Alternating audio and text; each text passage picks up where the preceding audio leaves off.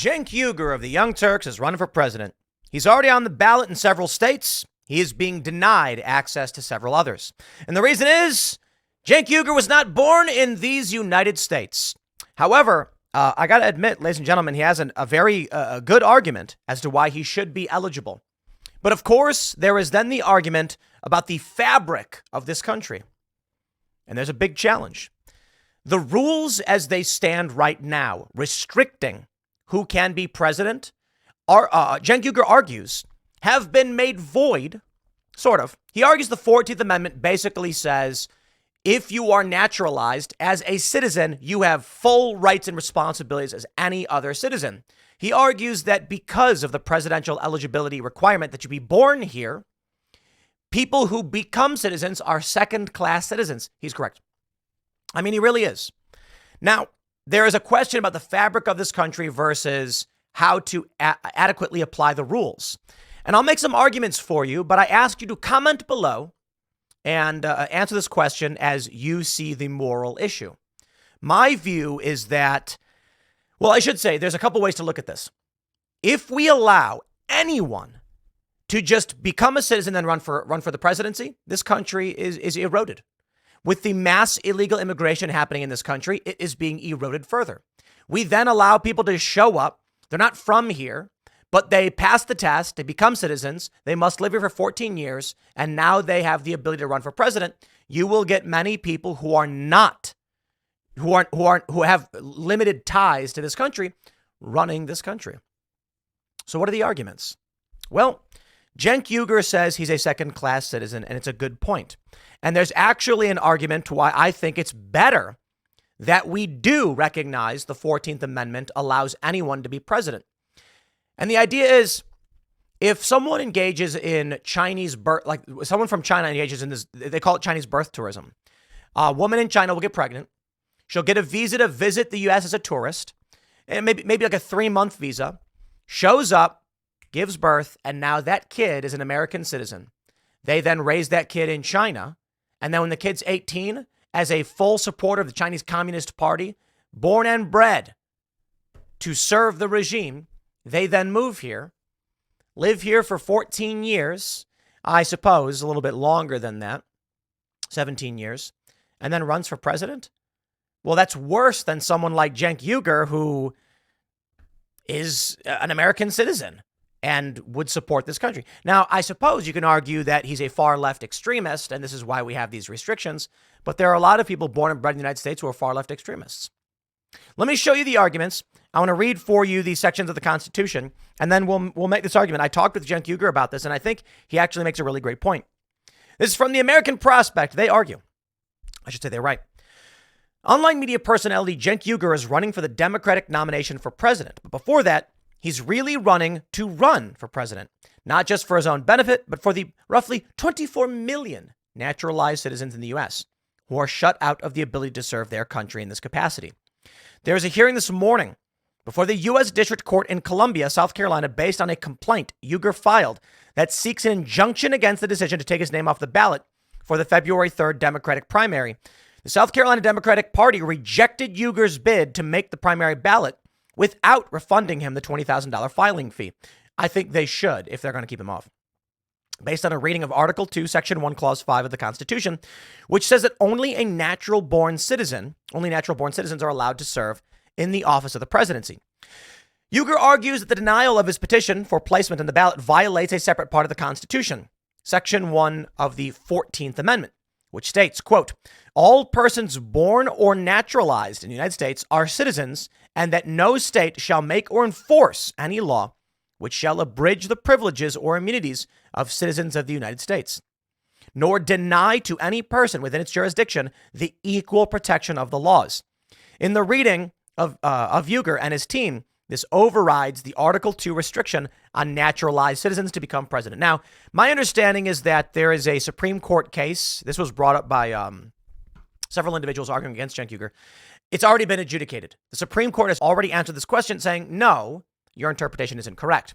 Of course, as this country operates, Cenk Uygur thinks that he can file the suit, appeal to the Supreme Court, and then perhaps get this changed. I don't think that's the case considering the current makeup of the Supreme Court, but by all means, good sir, try. And I think it is fair to say that there is a legitimate argument, a good argument that Cenk Uygur has as to why we should actually amend this. And it's the very simple version of what I presented to you already. The idea that just because you're born here means you're going to love this country, I don't know that that actually makes sense and could be easily exploited. That being said, it's just an argument, and it doesn't mean there's no argument against it. I'll make an argument against it. Just because the rule is imperfect and can be exploited doesn't mean it won't create a pressure system which is beneficial to the United States. That is to say, if you are born here, 99% of the time, you are coming from parents, you are born to a family that is in America. And that means you are more likely to have ties to your local American community. And just because there is the rare exception where someone may try to exploit our laws does not mean we get rid of the law. We made murder illegal, but sometimes people commit murder. It doesn't mean we go, well, the law didn't work, we got to get rid of this rule. No, of course not. We just say, well, some people are going to exploit the law and try to benefit themselves. But for the most part, the legal barrier creates a positive pressure that benefits this country. That is to say, once again, we want the person running for president to be invested in their families who are American. This is the issue we have with mass illegal immigration and why I would actually say there's a good argument against Cenk Uygur's argument, his legal claim. If people come to this country and illegally, and this is what I fear may happen, this is why it could be the end of these United States. Seriously, a country, earth-shattering moment. If people come to this country illegally, who's their family? The majority of these people's family members will be in other countries, Honduras, Ecuador, maybe even Venezuela, large groups of people coming from Venezuela, or even Africa. When they make money, where will they send their excess cash? Outside the country, which will be damaging to our economy. More importantly, when they are asked, when you vote for the law, who will you support? They're going to support people outside this country. We cannot have half this country voting in favor of non-citizens and half this country voting in favor of its citizens. And therein lies the problems of mass illegal immigration. The question then becomes, my friend, the side question, how did California turn Democrat? It was never this staunch conservative bastion, but it was a red state. And then in the early 90s, that was the end. California turned blue. It's never looked back. It is now 2-1 Republican. They attacked Donald Trump, saying Donald Trump claims that illegal immigrants are going to vote. He's a conspiracy theorist. They don't need to vote. They're counted in the census. That means California will get an electoral college vote based on non-citizens. But let me tell you that answer about how California turns blue, because I looked it up. What happened was Proposition 187. It was a proposition that was passed because California was Republican, saying if you're not a citizen, you do not get access to the public coffers. Guess what? Large amounts of people, the children of illegal immigrants granted amnesty, and many individuals who are naturalized, said, I have friends and family who are not citizens, and they'll be denied public services? Well, I got to be honest. You shouldn't get access to our public systems if you're not a citizen. There's an argument perhaps about permanent residence, but still, what ended up happening was a revolt, protests, mass political campaigning, and the sentiment shift, and they said Republicans are trying to take away our access. But hold on there a minute. Why should any American citizen want to give away things? Well, this is the challenge. When you have amnesty, which is what Ronald Reagan granted, I think it was 1982, I could be wrong, to millions. And they say there weren't nearly as many illegal immigrants back then, doesn't matter.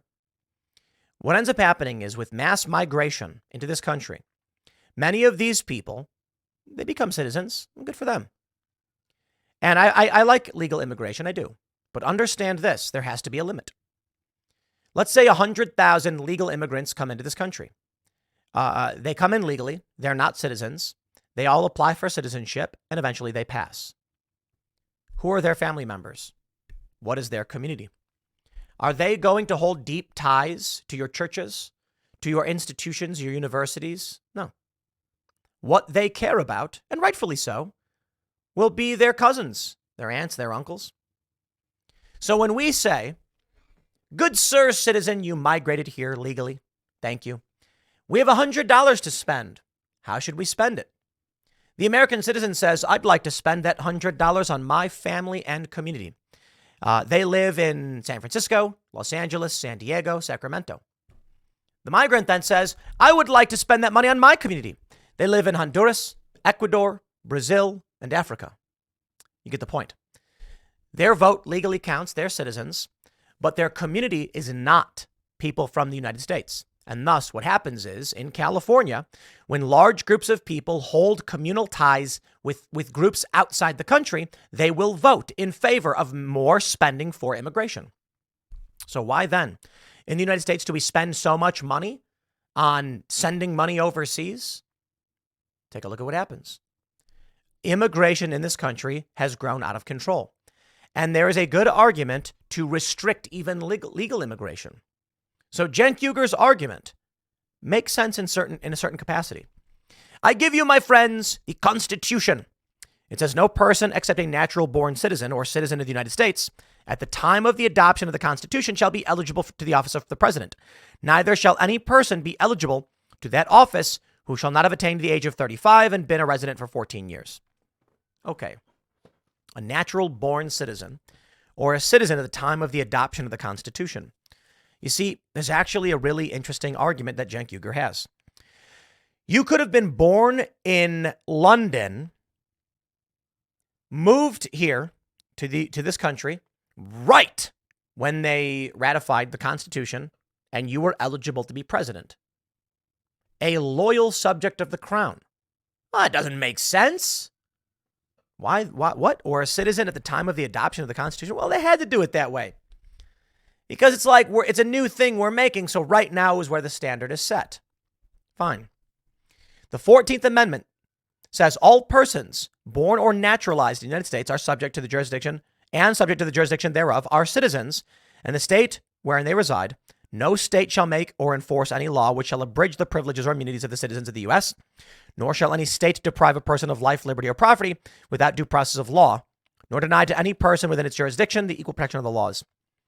Unfortunately for all of you, I've got something very important to remind you of. And this one goes out to Cenk Uygur. All persons born or naturalized in the U.S. and subject to the jurisdiction thereof are citizens of the U.S. and of the state wherein they reside. Okay, we can agree on that, right? No state. Nowhere does it say in the 14th Amendment that you are granted equality under the federal government. So your argument, unfortunately, is moot.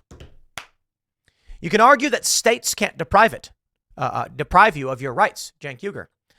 But it doesn't say anywhere that the United States, as the federal entity, cannot still have some deprivation. So when Cenk Uygur argues he's a second-class citizen, I agree. That's right. You do not have the same privileges, immunities, and rights under the federal government as someone born here. Just because you pass citizenship tests and are a citizen. There's more than one degree of citizenship. If you were born here, you are equal under all laws. And if you are not born here, you are restricted under these laws, even if you become a citizen. Now, I suppose Cenk Uygur argues he's a second-class citizen. I just say, yep, you're correct. Thank you. Next question. What does that mean to me? I think there are exploitations that can be, people can exploit the system in very serious ways. But do we just open the floodgates and say, move here, live here, become a citizen, and you can vote? I think this country is in trouble. I really do.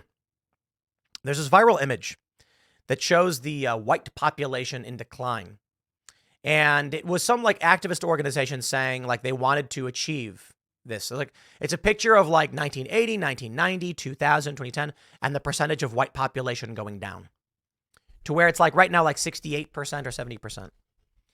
These are people who were born in this country, who hold many of the values that were passed down by the European settlers who came here and established this nation, and they are not reproducing.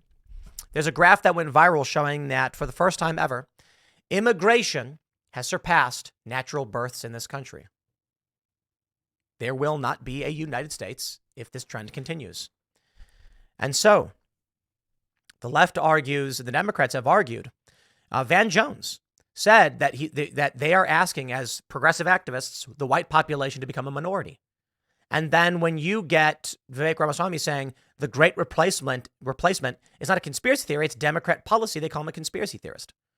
But they've literally said it on TV. Now, I'm not going to sit here and argue what is good or bad. You can make the decision. And I know most of you would argue it is good to preserve this nation and its ideals because this nation is the greatest nation the world has ever seen. We have granted people untold freedoms, and progress has come due to this. Freedom, liberty. And there are many who would argue, but we should change it anyway because change isn't bad.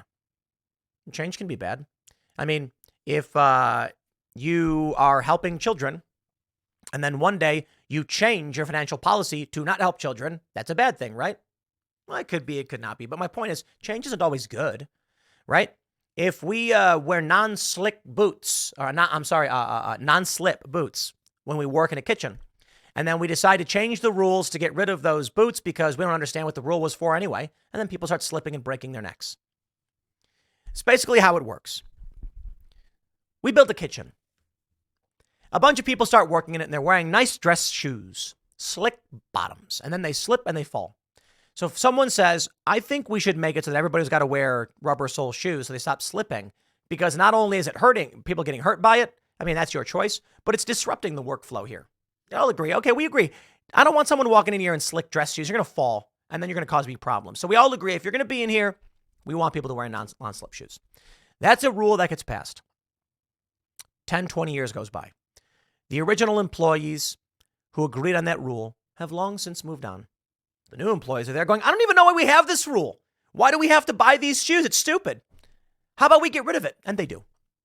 And then everyone starts slipping again and breaking their necks. Workflow is disrupted. Change isn't always good. We establish rules and laws often because they make sense. Sometimes they don't. We have laws in the books like one of my favorites is that I think it's in like Massachusetts. I read this in a book. Like you can't cool a pie on your windowsill on Sunday or something. And the reason they passed this law, well, houses were very small. There were very few people. And putting the pie on the windowsill to cool attracted wild animals. And on Sunday, everyone was out and about in the town going to buy things, or maybe like Saturday or whatever. And then you ran the risk of animals coming into town and saying, hey, stop cooling your pies on the windowsill. Now, that's not an issue at all. I guess put your pie on the windowsill. It's kind of gross, but you can do it anyway. The air is not so clean. And so sometimes change makes sense.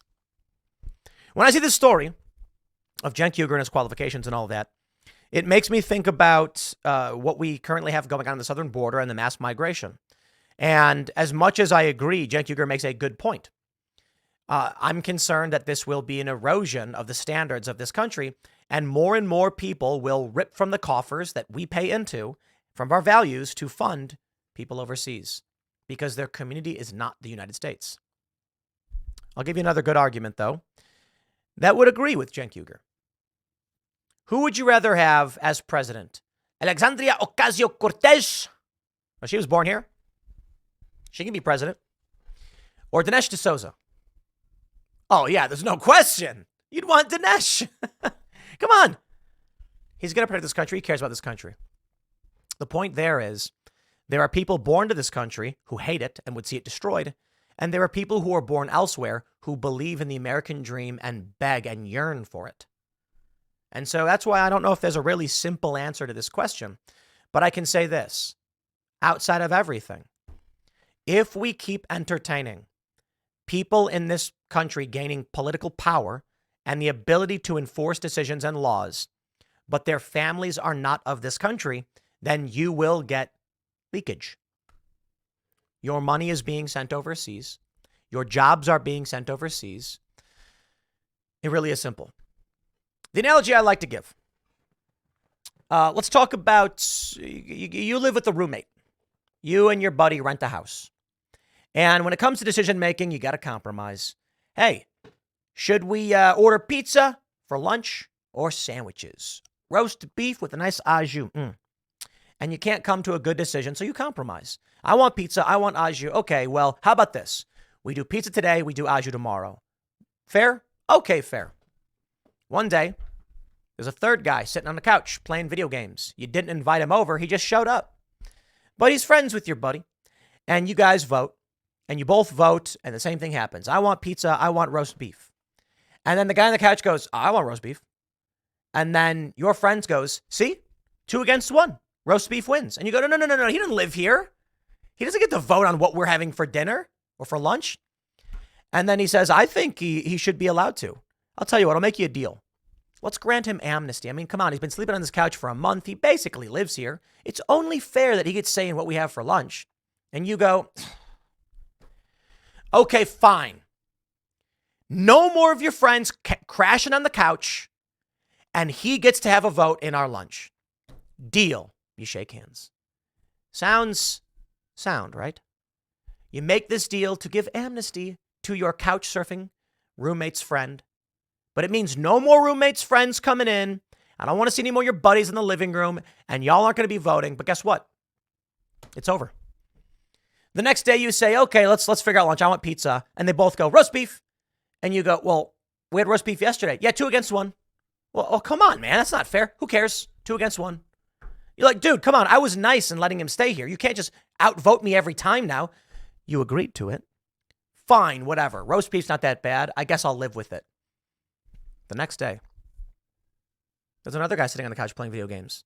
And you walk in and say, who's this guy? We agreed no more people would be coming in and crashing on our couch. Okay, your roommate says. That's true. Let's put it to a vote. No. We don't put it to a vote. We already agreed. It's codified. No. No, that's not how it works. We vote on these things. Couch surfer, roommate, both agree. We should allow more people to come in. And you go, no, dude, that's not fair. Too bad. It's 2 against 1. I'm sorry, now it's 3 against 1. You say, oh, okay, I guess. Now my roommate's got 2 dudes couch surfing in my living room. I'm paying the rent and they're not. Well, what are we having for lunch today? All 3 of them say roast beef. And you go, guys, it's the 3rd day in a row we're having roast beef. Don't I get a vote? You do get a vote, but you're only one person and 3 people voted against you. This is not a tyranny. It's a democracy. Congratulations. You've lost your house. You no longer have a say in how things are run, but you're still paying the rent. Do you want to leave? You can move out. That's fine. It's simple, isn't it? But that's what is happening in this country. And so you can make the argument that these people get a right to vote, and that's happening across this country, and that's exactly what it means. Eventually, your vote doesn't matter.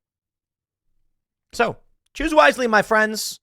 They'll probably call me far right for all of that, but I'm not saying Cenk Uygur is completely wrong. Like I mentioned, I'd rather have Dinesh D'Souza as president. Maybe what happens then is these guys vote against you, but it turns out one of these guys is a secret fan of like the Die Hard movies. And so you go to him and talk out, you become good friends, and now all of a sudden it's 2-2 once again. And they go, oh man, we shouldn't have brought this guy in. Turns out he's actually wants pepperoni pizza. And then you guys team up and it works out. I'm not saying it's absolute. Immigrants are not all leftists. Dinesh D'Souza is not a leftist. There are many people who came to this country who are traditional, conservative, and might agree with you. It's not absolute. But understand, they'll all have ties to people outside this country, which I think still will still result in some kind of erosion of community in this nation. I'll leave it there. Next segment's coming up at 4 p.m. on the channel. Thanks for hanging out, and I'll see you all then.